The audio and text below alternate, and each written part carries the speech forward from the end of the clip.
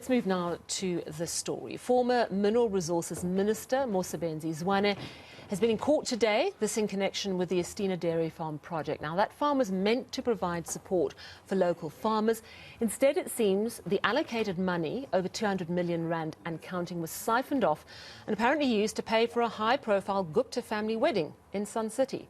Now, Zwane appeared in the Bloemfontein Magistrates Court alongside Ugeshni Govender, who worked for Gupta-owned company Sahara Computers, and Gupta company director Ronika Raghavan. They're facing charges of theft, fraud, money laundering, corruption, charges relating to Zwane's time as Free State MEC for Agriculture.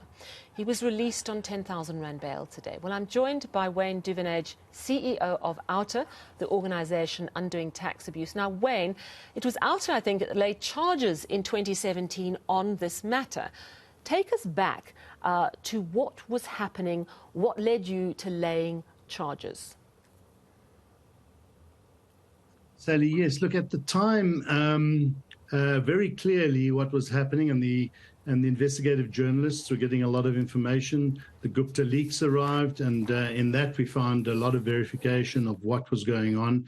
And we decided that, as we've always done, who's in power today is not necessarily in power tomorrow. And while the state has been captured and Sean Abrams is in the NPA and so forth, that doesn't mean to say we shouldn't lay charges there and then because the charges are fresh. It's very difficult to go back 5 years ago and start laying charges. The whistleblowers are gone. The evidence is harder to get hold of. So our methodology is to gather the facts and lay the charges. They are there. The evidence is there.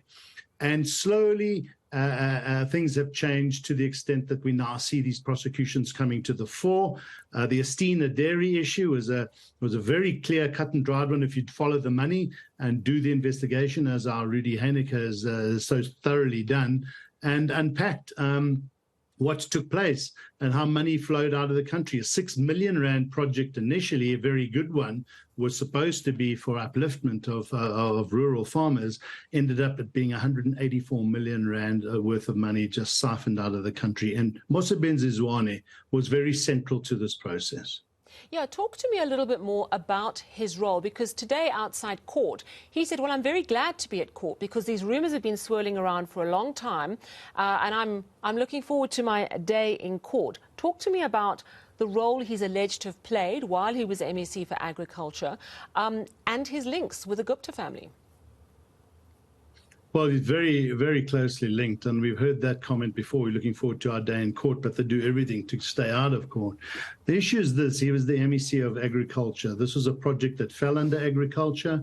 A budget was put forward, and the processes of approvals had taken place. But what happened thereafter was very different.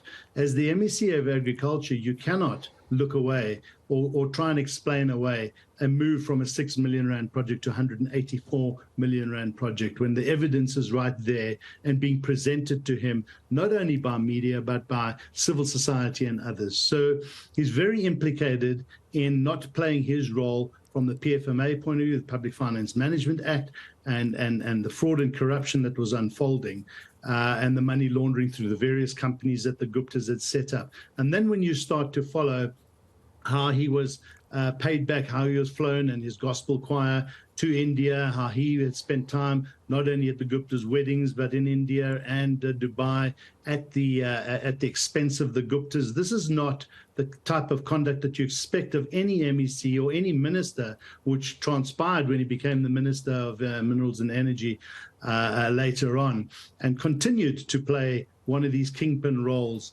in state capture. So there's a lot there, and we've detailed it from 2017, how many times we've been involved in providing information to the Ethics Committee in Parliament, to the Zondo Commission, charges to the police.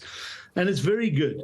It's very good. These are the things we need to celebrate. The chickens are coming home to roost. People will be held accountable. It takes longer than we would like, but this is a thorough case that the NPA have put together. Well, and Mosebenzi Zwane, we look forward to him explaining himself in court. It's an interesting point you make there, because let's not forget, I was just checking through, it was December 2018 when the NPA brought the Estina case to court, but then had to withdraw the charges provisionally, they said. But very different people in court at that time. I'm reading from a Business Day article at the time.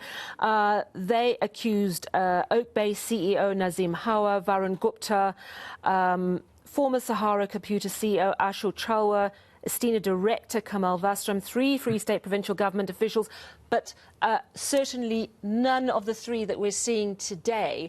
Do you think they've got it right this time? Yeah, we do believe so. I think initially it was a rushed job. They didn't have enough of the facts, and you can't try these cases twice. So they did the right thing by pulling it back. I think at that stage the NPA was still in this flux, a lot of capacity issues. We believe the NPA of today is very different to what it was back then. They've got a lot more capacity. They still need a lot more, but they have thoroughly gone through this. The charges are strong, and as you say, different people now involved. Mosebenzi Zwane very central to it, and we believe the case is a strong one, and Mosebenzi Zwane, we hope, will spend some time behind bars. Well, we'll have to see what happens come November the 2nd. Wayne Duvenage, CEO of Outa, the organisation undoing tax abuse, thank you so much for your time.